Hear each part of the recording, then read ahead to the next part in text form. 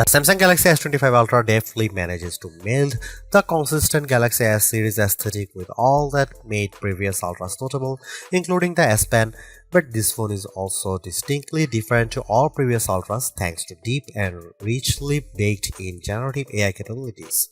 It's a fantastic mix that will please the most ardent Android, Samsung and Google Gemini fans. Is there such a thing as ultimate phone design? That was my first thought as I held the new Samsung Galaxy S25 Ultra and turned it over in my hand. Surely it's lost a bit of identity as it shed the last vestiges of Galaxy Note design and adopted the more familiar and blockier look of its Galaxy S Breathin. The Galaxy S25 Ultra looks not only more like all other S25 phones in the lineup but more like an iPhone than ever before. I don't consider this mimicry. Instead, as I noted above, there may in fact an ultimate smartphone design, and for the Ultra line this shift was inevitable. A moment of sadness, though, for the once iconic Galaxy Note that owned the flagship designation in both looks and functionality.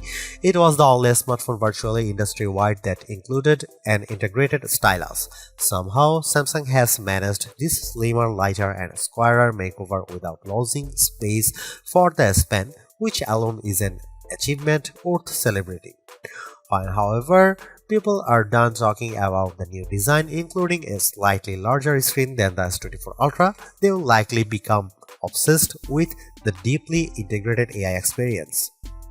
With the S25 line, Samsung has effectively blurred the lines between Galaxy AI Bixby's system-level AI actions and Google's Gemini's generative AI capabilities, and Samsung isn't shy about presenting its partners' capabilities. They are accessible through a long press of the power button, and while the connections between Gemini, Google's apps, and Samsung's apps isn't always seamless and automatic, when it works, it's smooth and quite useful.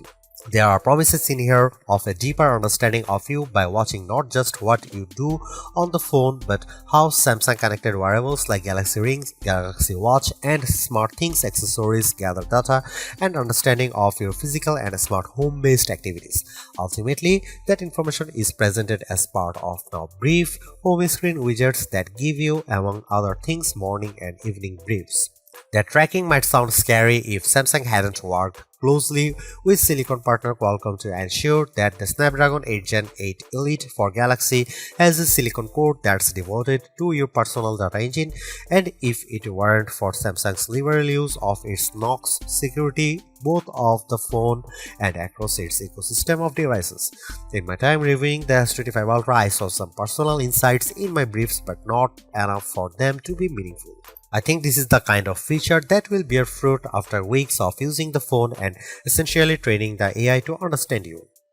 AI can be found sprinkled throughout the system, including in photography, which is a good thing since Samsung has done little to upgrade the physical camera array. Of the 5 cameras, only one got an upgrade, the ultra-wide, which is now a 50 megapixel camera. On the other hand, Samsung has upgraded its Pro Visual engine, and as a result, photography is generally even better than on the Samsung Galaxy S24 Ultra. And if your photographic skills aren't up to snuff, you can now ask Gemini to suggest changes based on the quality of your own photos. There are more powerful tools for generating AI images and making AI alterations to existing photographs. Sketch to image is more powerful than ever, and I found that using the S Pen with sketch to image generated incredibly realistic AI editions. Samsung's AI integration also extends to sound. It can recognize music playing in a video or hummed by you, and it's also adept at cleaning up messy audio in videos you shoot. This is a better looking, faster, smarter and longer lasting Ultra than any that's come before it, and it still costs the same $1,299 US. The Samsung Galaxy S25 Ultra was unveiled at Samsung's Galaxy Unpacked event on January 22. It's available to pre-order now in a choice of 4 colors wherever to buy: titanium silver blue, titanium white silver, titanium grey and titanium black, and 3 more that are exclusive to the Samsung store: titanium jade green, titanium pink gold and titanium jet black. The phone ships in either 256GB or 512GB or 1TB storage configurations, and every variant comes with 12GB of RAM. Samsung Galaxy S25 Ultra will begin shipping on February 7 for the following prices.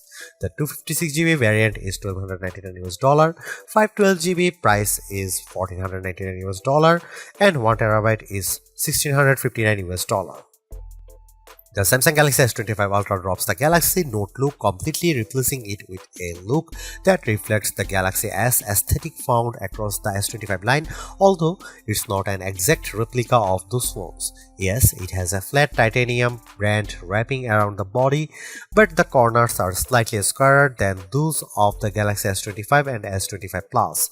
Compared to the S24 Ultra, this phone is at 162.8 by 77.6 by 8.2mm, slightly taller but also narrower and thinner.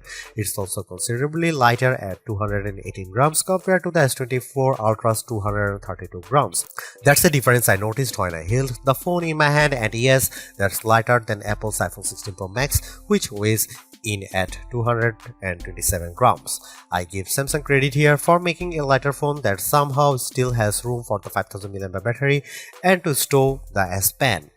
Despite the significant changes alteration, there aren't a lot of other design changes. The volume rocker and power sleeve or Gemini button are in the same relative position, while Samsung has shifted the antenna cutout from that side to the top of the opposite edge. On the bottom is the same USB-C charging and data port, a wide slot for the base speaker, the span slot, and a SIM slot.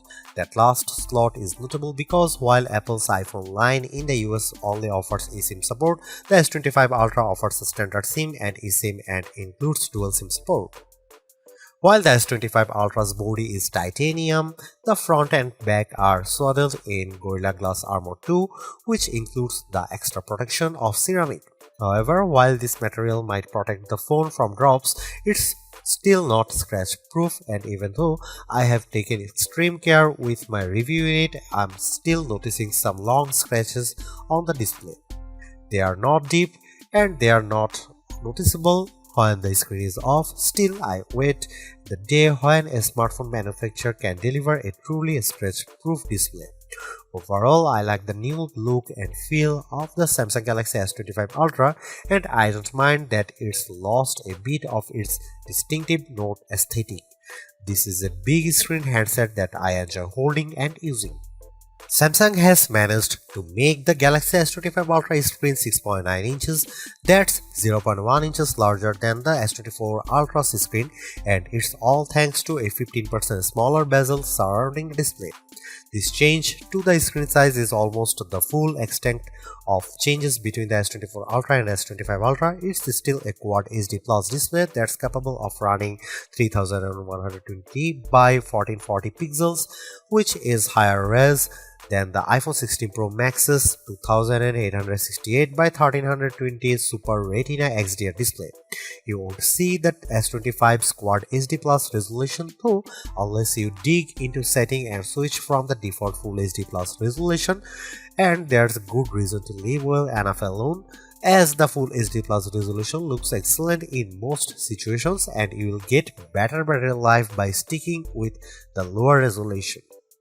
This is still an adaptive refresh rate display, auto switching from 1Hz to 120Hz on an as needed basis. Again, you can save a bit of battery life by switching to 60Hz, but the battery smooth motion is, in my opinion, worth the trade-off. There is one notable update that's not to the display itself, but the display is where you will see it. ProScaler is an image upscaling technology adapted from Samsung's TV Tech. The ability to upscale any lower resolution content is powered by silicon and might come in handy if, say, you are playing an old game or watching an old video on the Quad HD Plus screen. It's a beautiful, perfectly flat screen, and unlike on the iPhone 16 Pro Max, there's no large island cutout for cameras, sensors, and information. Instead, there's just a small circular cutout for the 12-megapixel front-facing camera, and it's not something you notice while watching movies, playing games, browsing the web, or engaging with Gemini.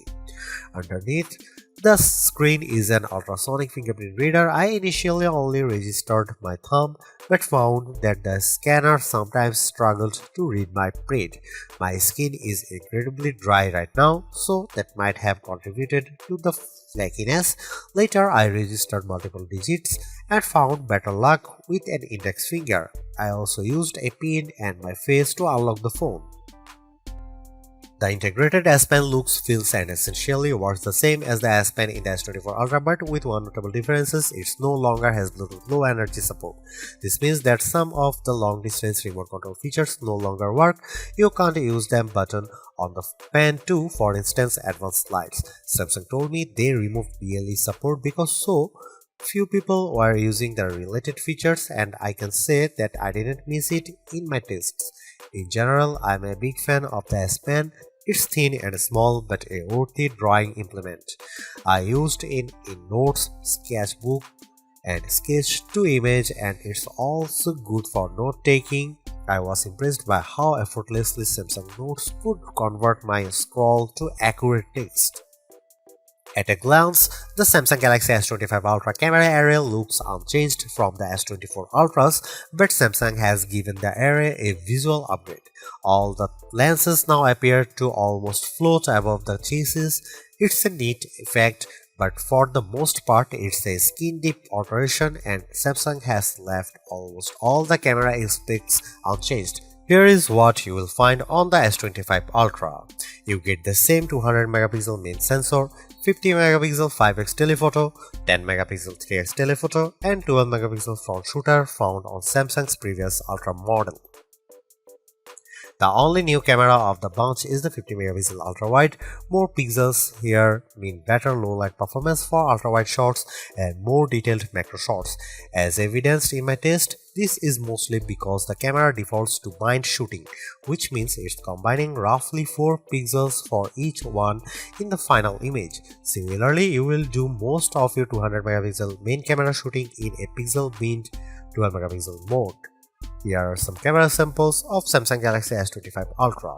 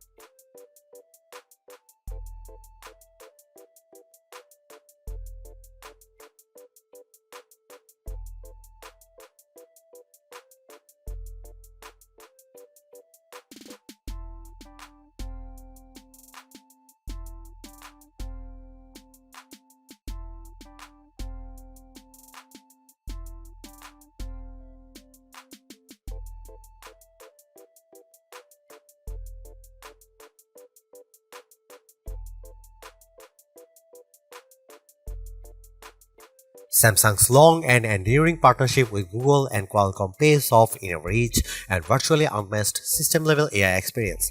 One of the hallmarks of this system is that it's less about which AI is doing what than it is about execution and availability.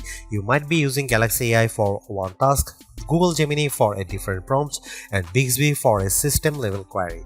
The lines between these systems are blurred, as are those between apps built by Google, Samsung, and third-party companies. Samsung likes to talk about AI agents, though I wouldn't yet call these agentic AI, as most of the AI inside the S25 Ultra is not acting on your behalf without your intervention. But it doesn't take much to launch relatively complex queries beyond a long press of the power button and speaking to the phone. Interactions with Gemini and other AI can be as simple as pressing the button and asking a question about the weather, or as complex as find me chili recipes on YouTube and then collect them in a note. the prompt results in Gemini pursuing YouTube, finding the recipes and then collecting them in a Samsung Note. This cross-app prompt functionality works with a small collection of non-Google and non-Samsung apps, including Spotify and WhatsApp. I asked Gemini to find science-related podcasts on Spotify and then make a list of them in Notes. Unfortunately, Gemini collected a list of links, and then I asked Gemini to please find me a list of names. It would not comply. My other complaint with these cross-app connections is that nothing works unless you link apps like Spotify to your Google account. Multimodal capabilities mean that the AI can react to everything from photos and videos to audio. Samsung, though, has some work to do on making these processes simple and seamless. I also used the feature to identify various plants and followed up with questions about how to care for each of them. In each case, Gemini maintained the context of our conversation. One of the more exciting aspects of the S25 Ultra's AI capabilities is its potential to learn about you and offer helpful daily guidance. This shows up as the new Now Brief widget on the home screen. At a glance, this might appear like a simple, albeit personalized widget with some information about your day, but it's more than that and may become more useful the more you use the phone and the more Samsung devices you own. Now, Brief is tied to the new personal data engine, a local bit of learning AI that's housed in a special core on the Qualcomm Snapdragon 8 Gen Elite chip. The S25 Ultra uses their processing space to gather and analyze useful and, of course, encrypted data and insights about you, and then present it in morning, midday, evening, and late night briefs. These include basic info like calendars, weather, and reminders. But they can also give you insights such as your energy score, and if you wear a Samsung Galaxy Watch or Galaxy Ring to bed, your sleep quality. Eventually, it will start offering suggestions on how you can improve these metrics. Samsung's mix of local encrypted data and occasional cloud-based AI mirrors that Apple is doing with Apple Intelligence. Most of its AI is local, but it will sometimes send the data to its encrypted cloud or even, with your permission, pass it off to third parties like ChatGPT. Samsung's unfettered use of Gemini and easy blending of Bixby system features and third-party apps make Samsung's AI offering feel more complete and comprehensive. And while Apple is only comfortable letting people create cartoonish images to themselves and new Genmojis, Samsung is pushing the boundaries of AI image generation. Since the introduction of Galaxy AI last summer, I have been adding uncanny, lifelike AI elements to original photos using sketch to image, and the S25 series proves even more adept at fictional creations. I used sketch to image to add a white mouse to a series of images using the S Pen. I sketched a simple line drawing of a mouse, doing my best to accurately position it on each surface. Then I let Samsung Galaxy AI do its work. The results were jaw-dropping. The only way you'd be able to know that the white mouse had not coincidentally appeared in each photo is the AI-generated content watermark on each images. Drawing Assist lets me sketch anything poorly and generate watercolors, cartoons, pop art, 3D cartoons, oil paintings, and sketches based on it. I can also generate images from text and original photos. The sketch features do a nice job of turning photos into line drawing. The system can be a bit unpredictable, though. I entered the prompt a bird flying over the Empire State Building, and S25 Ultra's Image Assist refused to generate an image because the prompt might contain inappropriate content. More practically, Samsung's Galaxy AI was effective at helping me clean up images using generative edit. It was effective at removing a man who chose to step into frame just as I was trying to run some nightography test. AI has helped Samsung add its own Shazam feature. If I'm watching a video with a song in it, I can identify it by pressing the virtual home button and choosing the note icon. This worked every time when I tried it with YouTube and Instagram Reels, and it was also able to identify any song I tunefully hummed. A more useful audio feature in my opinion is the new audio eraser. This is very similar to Apple's audio mix tool. Both can identify, separate and remove background noises in videos. Samsung's version did an excellent job of removing all noise from a video I shot on busy street. Yes, if you remove all background noise, the final audio can sound a bit unnatural, but I'm still impressed. As a system, One UI 7 is cleaner and smarter than ever. Even Gallery has been given an AI upgrade, so it's better at returning useful photo results. I can now select the search icon and then speak my query with typically accurate results. I asked for photos of plants and the S25 Ultra instantly returned all my photos that include plants. I still prefer using Google Photos, which of course is preloaded on the system and can back up all your Galaxy S25 photos. If you let it do that, you'll find no better image search engine. Throughout my tests, I marveled at the Samsung Galaxy S25 Ultra's combination of power and efficiency. There was no task it couldn't handle, and I found its AI capabilities speedy and effective. Much of this is down to the new Qualcomm Snapdragon 8 Gen Elite for Galaxy, which is backed up by 12GB of RAM. This isn't just the fastest chip Qualcomm's ever produced, it's a custom version for Samsung. Geekbench 6.3 benchmarks show that Gen 8 Elite for Galaxy has significantly closed the gap between Galaxy phone performance and iPhones running the latest Apple Silicon, Apple's A18 Pro. In my test, Apple's still in the lead, but our Future Labs results put the Samsung Galaxy S25 Ultra just ahead of iPhone 16 Pro Max on multi-core tests. Graphics scores are comparable to Apple's, and real-world performance on games, productivity and general use tasks do not belie those numbers. Perhaps more notable is that despite intensive use, I am seeing amazing battery life, thanks to due in part of the Gen 8 Elite's 3nm process and the new 40% larger vapor chamber that manages heat. It is being paired with a new thermal interface material which covers the CPU and is then covered by the vapor chamber.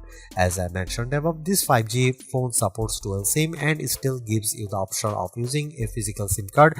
It also supports ultra-wideband, which could be useful for using the phone to locate those new Samsung Smart Tags, and Wi-Fi 7, which should help future-proof your connectivity experiences. The Samsung Galaxy S25 Ultra is the best Android phone you can buy right now.